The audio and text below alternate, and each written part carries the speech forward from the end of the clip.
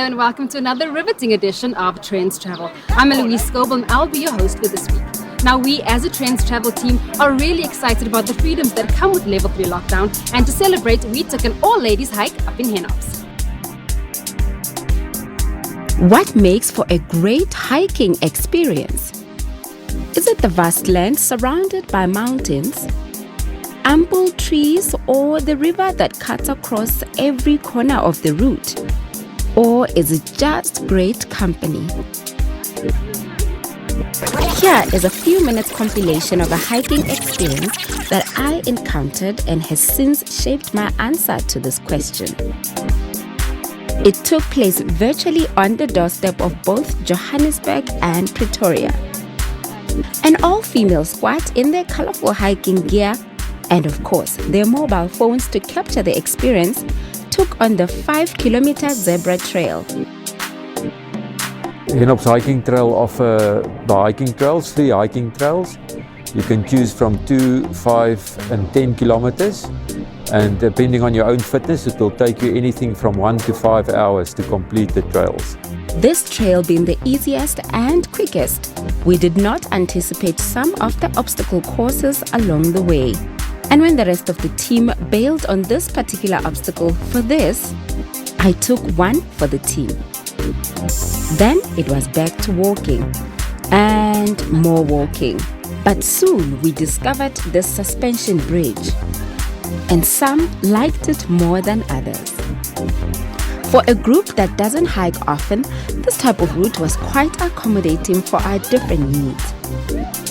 For those who are into this sort of thing, there's countless reasons why they keep coming back here. People really like the cable car and also the bridges. I think it's a bit of adventure in their day. And then of course also the caves that they can visit on the way. We were closed from the beginning until level 3.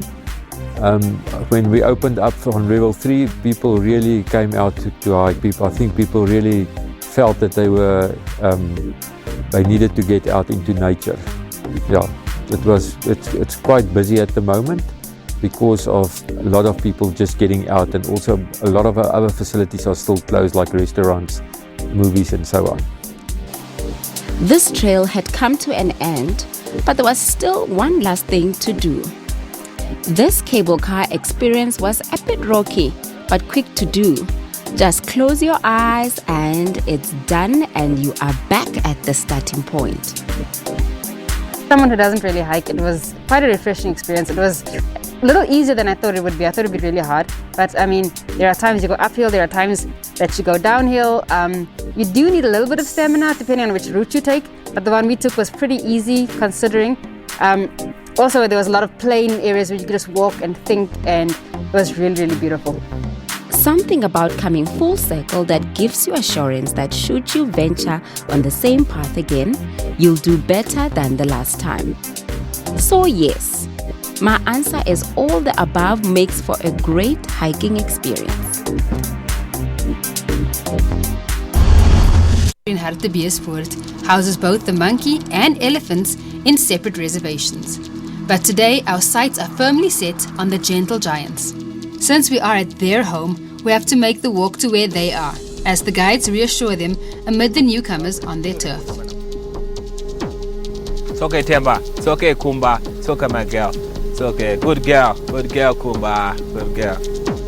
When you get tourists here, come to the elephant sanctuary, get to teach them about the elephants, their natural behavior, and how good are they. Good, man. So, Donald, if you are ready, you can start for us. Yes, that's where the arteries and veins, they're very, very close to the surface. Yeah. So that's why you see them always flapping the ears to cool down the heated blood. So it's just like a fan. Yeah. You can touch the elbow. It's very hard. Or they use it for sit down. They also sleep standing, sleep lie down. Yeah. So when they're sitting, they use their elbow. That's why it's more hard. Like a rock. Yeah, there's 5 toenails in front and 4 at the back.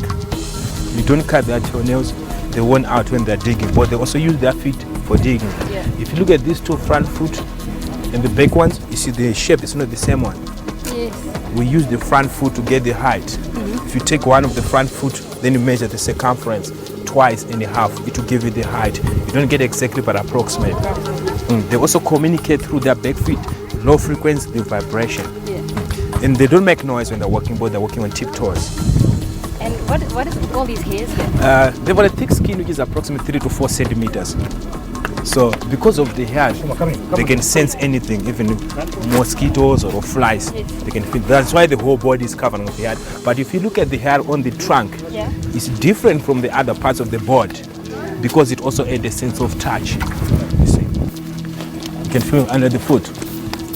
Oh, it's really hard. Yeah. Well, it's the fatty tissue.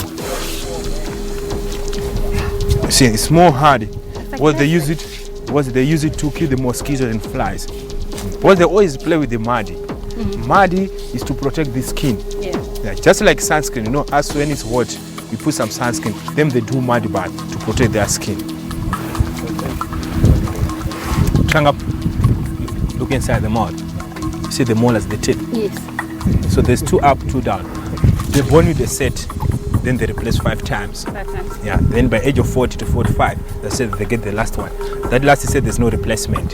So it's going to use it until it's totally worn out. So when it's worn out, they'll be struggling to chew their food effectively, so they end up dying of malnutrition, combination of old age.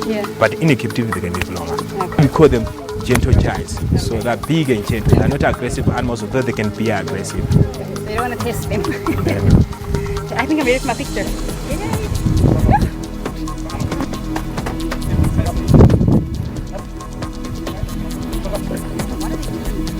Those are pellets made of acacia branches, yellow maize, molasses and salt. We build relationship through food with these elephants.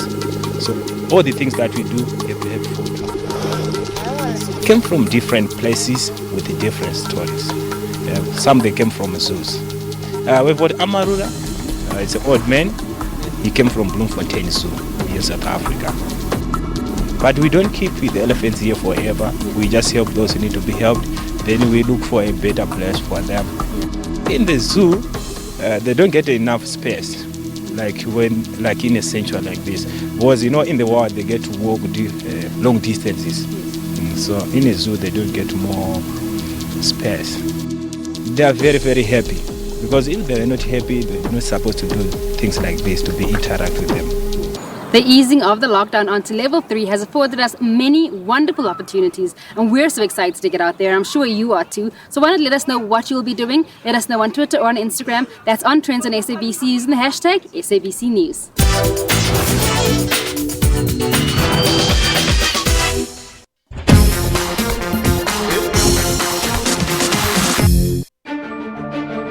Looking back, what's that?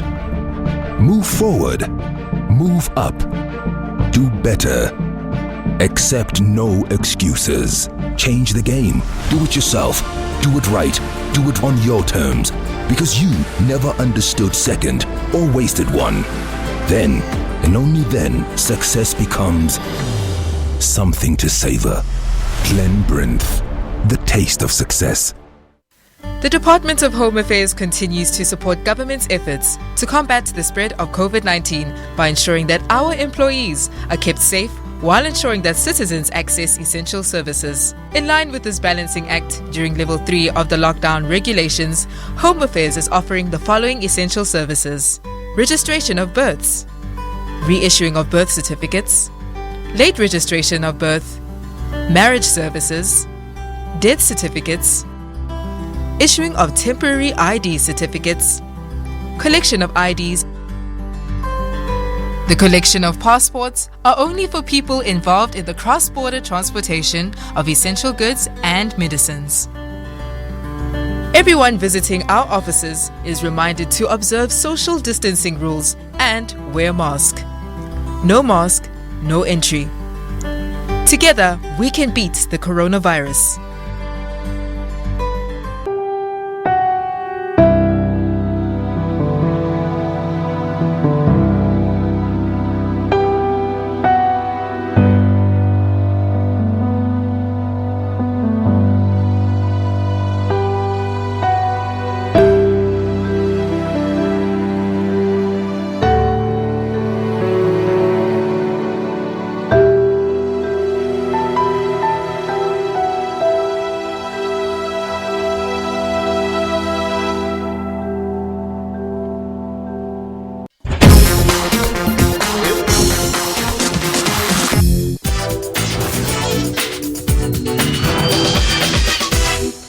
As the saying goes, we eat with our eyes first. And that's exactly what we'll be doing today as we take a look at one of the most underrated careers in our lifetime, food styling. Let's have a look. Ever wondered why the meals that you see on TV or when you page through a magazine or simply when you go to Instagram and you find that they look so good? It's because there's a skill behind it. There are men and women who make it a point that they learn about decorating, or in this case, the art of food styling. So I'm out and about today to get to know a bit more about food styling. Chef, come doozy. Tell us a little bit more about food styling. So food styling is all about the presentation of the food, showing off plating skill, the beauty of the table setup. Tell me about the decoration that you were doing on the table. What did you use here to get this aesthetic? So here I use cocktail tomatoes. There's oranges. There's couple of mushrooms. So it's dehydrated mushrooms.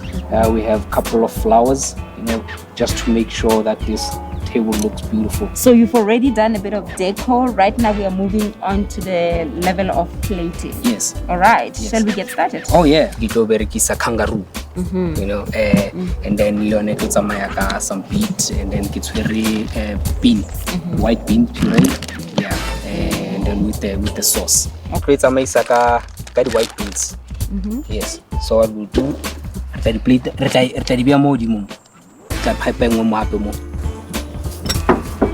Then re tla tseya di veggie tse. Let's cut them nicely. Hore re kgone ho di beya mo plate. Yes. So what's this? These are like green Show but it's snow peas. Oh, yes. okay. See, All just right. like that. Take me through your decoration again. We've spoken about what's in the plate, but what is outside the plate? So this is a flower, like a normal flower. Yes. So it's not edible. And then this is carrots. Yes. It's cooked. I can feel it's a bit soft. Yeah. And then these are Tomatoes, cocktail tomatoes. Yes, it's like those baby tomatoes. and And that's a spring onion. spring onion. Yes. Okay. So this could simply this could simply end up in the plate, Vel. Yes, of Yeah. course. You can use the food to decorate, and you can also use them to be on your plate as well. Yeah. Now, we all know that many businesses have buckled under COVID-19 and the national lockdown, and the fashion industry is no different. We chat to a fashion editor who tells us how the fashion industry is surviving in these tough times. The current coronavirus pandemic affecting various industries globally is causing panic and anxiety. The fashion industry is one other sector that is also feeling the pinch. With the winter-autumn season in full swing, fashion designers have had to shelf their collection or find other alternative ways to showcase their clothes, this as fashion shows are cancelled. Stylists too are feeling the squeeze. Katlego Edgar, a celebrity stylist, has had to think outside the box. Before the virus hit our shores, his day-to-day life involved getting clothes according to a brief or concept for models and actors, using different stores or designers. But now that has changed. Sourcing clothes, it is quite a challenge, a lot, hectically, because stores now are quite restricted in terms of allowing for sourcing. Especially also when you return the clothing, it has to be either washed, and with most stores they allow only a specific dry cleaner that they normally work with, if they do allow dry cleaning. Some, if they don't, you have to purchase the clothing. So then you sit with almost like a rail of clothes and stuff. Despite these obstacles, Edgar still keeps working, taking advantage of the good relationship he has created over the years with some of our local designers. With most people still working from home, comfort clothes are an essential. Edgar gave us a sneak peek of his latest loungewear. We obviously had to take advantage of this moment and got some winter styling tips. Winter, I'm going to start show you some trends. So some of the trends are like layering. It's also keeping casual, keeping comfort. So there's a whole trend of comfortability and just being at home, being in your own skin, and being proud of your own skin also. Ever-changing views combined with luxurious accommodation and activities ranging from game viewing by tender boat into Chobe National Park. A cruise on the Chobe River should be on your bucket list.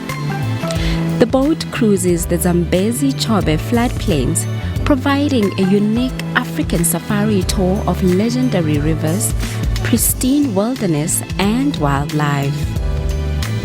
The river begins its existence as a small mountain spring in Angola, where it is known as the Kwando. From here, it travels great distances through the Kalahari Sands before it reaches Botswana and becomes the Lenyati. It finally becomes the Chobe at the border post of Ngoma.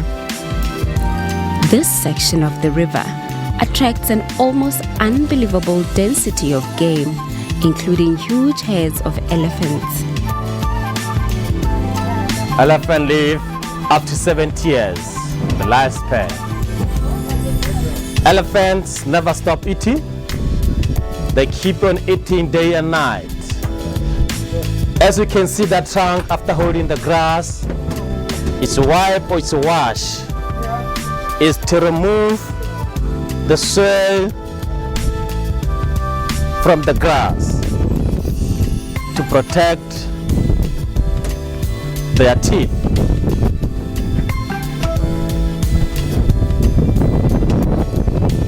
The elephant weighs 5,500 kg. The bird life is extraordinary too, particularly in the wetter summer months. The wide banks and lush grass attracts rare antelopes such as the red luchi and buku to the water's edge. The river is also home to 90 species of fish. But even without all the wildlife and bird life, the Chobe River is undoubtedly one of the most picturesque and tranquil places in Africa in its own right. We will be back with more of Trendz travel and some more amazing content right after this very short break, so don't go anywhere.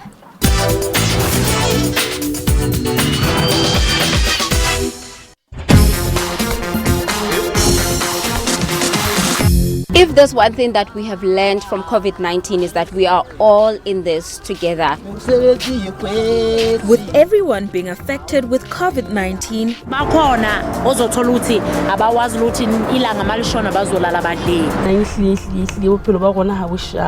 as a show that brings hope and inspiration to the marginalized, the team decided to lead from the front in such trying times. If you are doing the little bit that you can with what you have, you can let us know on social media. Just use the hashtag StoriesUntold SABC. Alternatively, catch up with our shows on YouTube. You can search for Stories Untold SABC.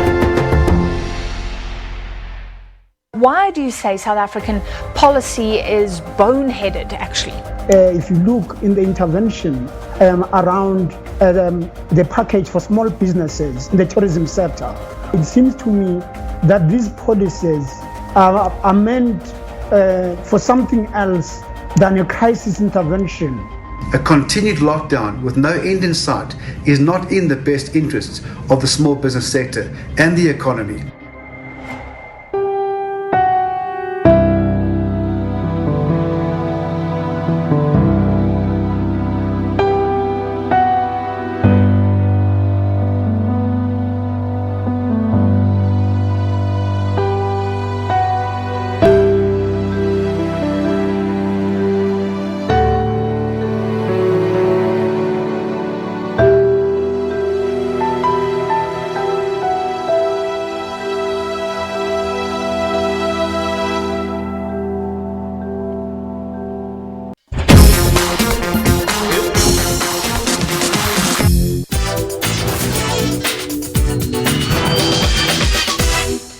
Hey, so guys, we're right here in Mpumalanga at Lockout Extreme Adventures right on the Chobe River, and today we're going to be taking a little bit of well, not rafting, we're going to be tubing, so let's join me. Our first point of action was to scoot on closer to our guide for our instructions and on the river tutorial. Okay, so moving our boat, we're gonna be using our hands. Okay, so we're gonna be paddling forward like this.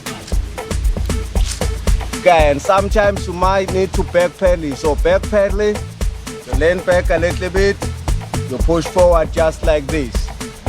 Okay, and we also got left and right. So if you are going left, you need to paddle on your right hand with one hand. Your boat will turn to that direction. Also, if you want to go right, on your left like this, go that direction. So what I'm going to tell you about the swimming we do what we call it cocktail position. If you are in a calm water, that's where you can try to swim to your boat. If you can't, you're always going to be there to assist you. Okay, so swimming, never ever try and stand up in this river. As you can see some places, very ropey. Then it was time to make our way to the river's edge and prepare to get in. This exercise requires you popping yourself into the rushing waters backwards. Yes, back first.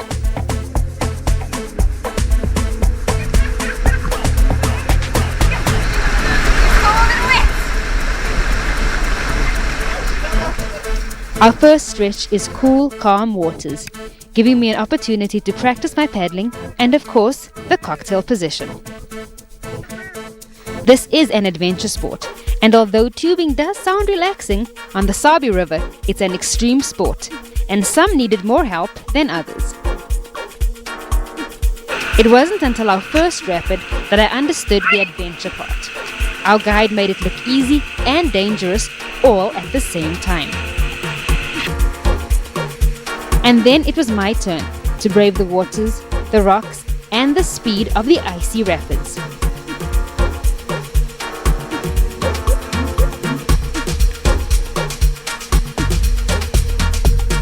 There are a dozen more rapids where that one came from, but reliable guides are always standing by to lend a helping hand. Thank goodness for the moments of calm paddling to slow down and catch your breath and just enjoy the flow. The placid shallow waters allow you time and space to reflect and to prepare for what lies ahead.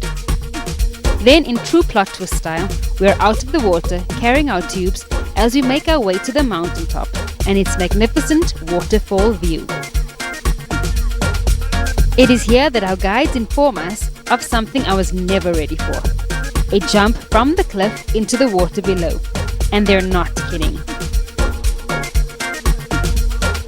After some intense negotiations, one brave female soul takes the first plunge.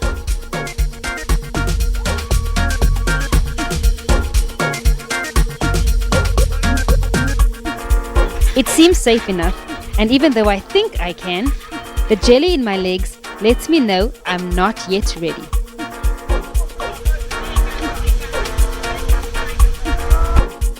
After some more pep talking and revving myself up, I decide on a second attempt.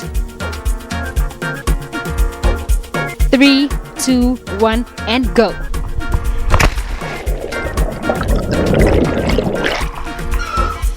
You need to see that again. 3, 2, 1, and go! And go again.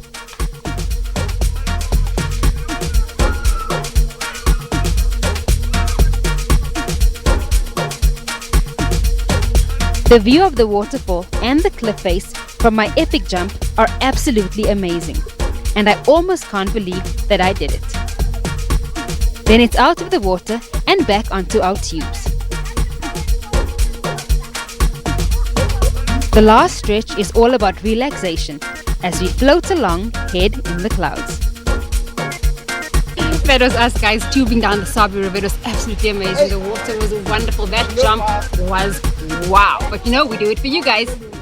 And it's a wrap from me, Eloise Scoble, and the rest of the Trendz travel team. We look forward to seeing you again next week, same time, same place. Don't forget that you can catch us on Twitter or on Instagram. That's on Trendz on SABC using the hashtag SABC News.